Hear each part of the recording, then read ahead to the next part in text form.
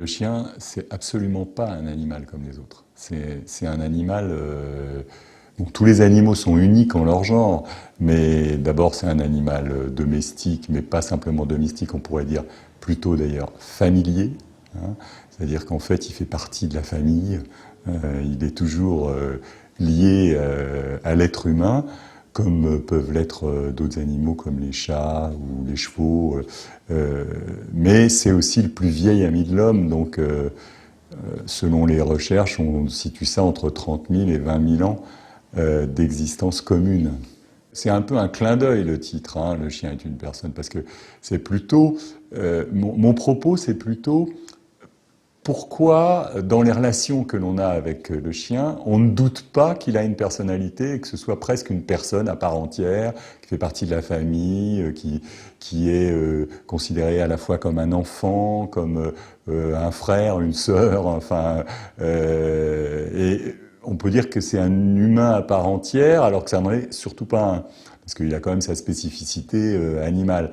Mais il a tellement de... Il est tellement proche de nous depuis des milliers d'années qu'il s'est aussi fondu dans notre manière d'être, peut-être aussi dans notre manière de penser. D'ailleurs, il y a plein d'anecdotes, tous les propriétaires de chiens en ont, qui démontrent cette relation troublante que l'on a avec le chien. Dans le livre, en fait, j'ai pris une dizaine d'histoires où chacun pourra se retrouver, qui parlent du rapport du chien avec les enfants, avec les adolescents, avec les seniors qui viennent de prendre leur retraite, les veuves, les SDF, les aveugles, même un adolescent délinquant.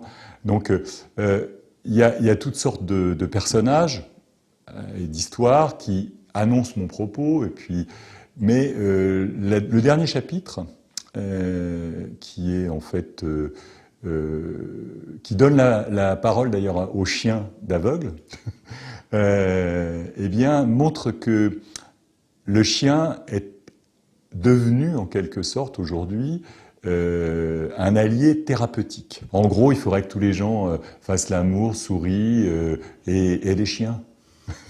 Et on aurait un monde formidable.